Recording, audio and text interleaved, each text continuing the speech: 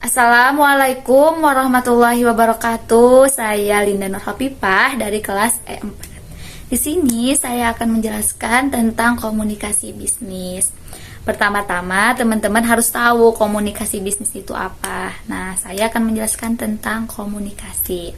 Komunikasi adalah proses pertukaran informasi antara dua orang atau lebih atau kelompok, baik secara lisan ataupun tulisan. Nah, jadi kalau bisnis itu adalah aktivitas seseorang untuk menghasilkan laba atau nilai tambah. Jadi, komunikasi bisnis adalah komunikasi yang digunakan dalam dunia bisnis yang mencakup berbagai macam komunikasi, baik komunikasi verbal ataupun non-verbal.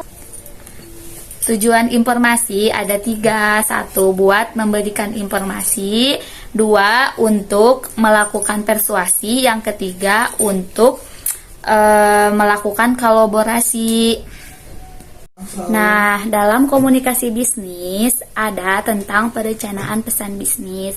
Perencanaan pesan bisnis adalah proses penyusunan pesan bisnis.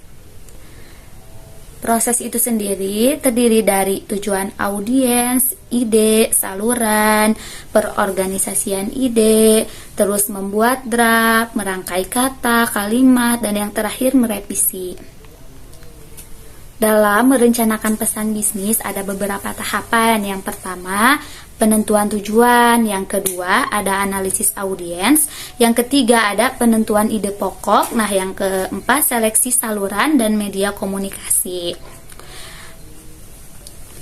Dalam penentuan tujuan tuh harus jelas apakah itu buat memberikan informasi atau membuat persuading, ataukah yang ketiga membuat kolaborasi.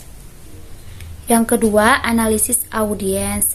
Di sini harus tahu perkembangan profil audiens seperti berapa jumlah, bagaimana komposisi audiens, terus siapa audiensnya, reaksi audiensnya, terus bagaimana tingkat pemahaman audiensnya, kan beda-beda.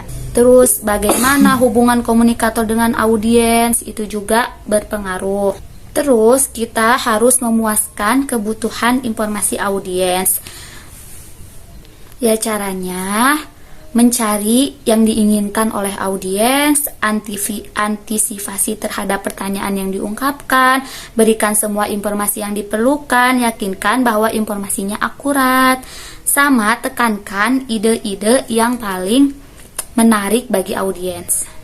Nah, kan di sini disuruh penentuan ide pokok. Penentuan ide pokok tuh harus jelas seperti apanya sesuai dengan tujuan kita. Tujuan yang dari awal itu. Dan yang terakhir, seleksi saluran dan media komunikasi. Jadi kita harus pilih-pilih dulu media komunikasinya yang cocok apa gitu. Terus teknik-teknik penulisan pesan bisnis. Ada direct request, ada permintaan atau pesan-pesan rutin pertama. Direct request itu meliputi pembukaan, penjelasan rinci, dan penutup. Kalau permintaan atau pesan-pesan rutin pertama dilakukan dengan pendekatan langsung. Kedua dilakukan dengan pendekatan tanya jawab. Nah, yang ketiga ada bersifat good news dan goodwill. 3 langkah dalam penulisan pesan. 1. Rencanakan. 2. Tulis. Yang ketiga ada selesaikan. Sekian penjelasan dari saya, semoga bermanfaat dan juga mohon maaf bila ada kesalahan. Wassalamualaikum warahmatullahi wabarakatuh.